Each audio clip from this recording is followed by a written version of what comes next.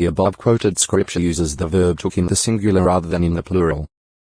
It is commonly suggested that Pul was the monarch's personal name and that he assumed the name Tiglath-Pileser, the name of an earlier and famous Assyrian king, upon ascending the throne.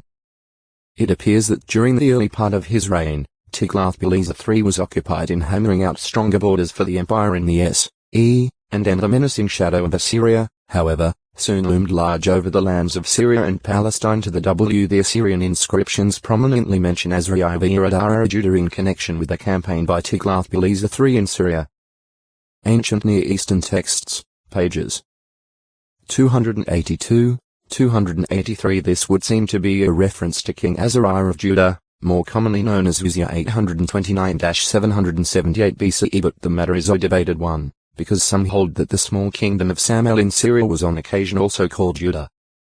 The likelihood of such a pagan king having a name including the name of Jah, the abbreviated form of Jehovah, and living at the same time as the Judean king of the same name seems slight. However, the Bible does not mention Tiglath-Pileser III in connection with Azariah, and the Assyrian records are considerably mutilated. During the reign of King Menahem of Israel c. 790-781 BCE, Tiglath-Pileser III Pul advanced into Palestine, and Menahem sought the Assyrians' favor by paying him tribute to the amount of 1,000 talents of silver, $6,606.000 in current values. Temporarily appeased, Tiglath-Pileser withdrew his forces. 2 Kai 15. 19, 20. The Assyrian documents refer to Menahem, along with Rezin of Damascus and Hiram of Tyre, as tributary to Tiglath-Pileser. Subsequently, in the time of King Ahaz of Judah 761-746 BCE, King Pekah of Israel formed a confederation with King Rezin of Damascus and attacked Judah. 2 Kai 16. 5, 6. Issa 7. 1, 2. Though assured by the prophet Isaiah that within a short time the two conspiring kingdoms would be wiped off the scene, King Ahaz chose to send a bribe to Tiglath-Pileser to come to his rescue. 2 Kai 16. 7, 8. Issa 7. 7-16. 8. 9-13. An Assyrian inscription describes the tribute paid by Ahaz, or Ahaz of Judah, and other kings of that area as follows: gold, silver, tin, iron, antimony, linen garments with multicolored trimmings, garments of their native industries being made of dark purple wool.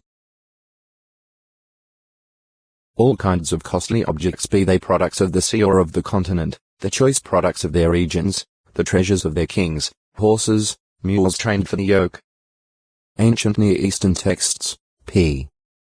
282. The aggressive Assyrian responded to Ahaz's urging by invading Israel, capturing several northern cities, and overrunning the regions of Gilead, Galilee, and Naphtali, carrying many off into exile. 2 Kai 15. 29. 1 Ch 5. 6, 26. Damascus was attacked and fell to the Assyrian forces, and its king Rezin was slain. Here at Damascus, Tiglath-Pileser III received the visit of King Ahaz of Judah, coming either to express gratitude or submission to Assyria. 2 Kai 16. 9-12. Isaiah had been inspired o texto acute miritra longo, Tikva 1102. In ancient Assyrian records, Tiglath-Pileser III is assigned a reign of 18 years. Biblical references, however, seem to indicate that his kingship was of longer duration, inasmuch as references to him appear from the time of Menahem down to that of Hoshea. But the Hebrew scriptures do not set forth all the details needed for one to state positively that the Assyrian records are in error in this case. This is so for several reasons. There is some uncertainty regarding the manner in which the reigns of the Israelite kings are to be fitted into a chronological framework. It is also worth noting that the period prior to the time generally assigned for the start of Tiglath-Pileser's reign is one of relative obscurity as far as the ancient records are concerned, and is considered to have been a time of great decline for the Assyrians. Thus the French scholar, Georges Ezra, in his book Ancient Iraq, states that for 36 years, Assyria was practically paralyzed. As for Ashurnirari v. considered to have been the predecessor of Tiglath-Pileser III, the same author observes, he hardly dared leave his palace and was probably killed in a revolution which broke out in Kalu and put upon the throne his younger brother, Tiglath-Pileser III. 1964, p.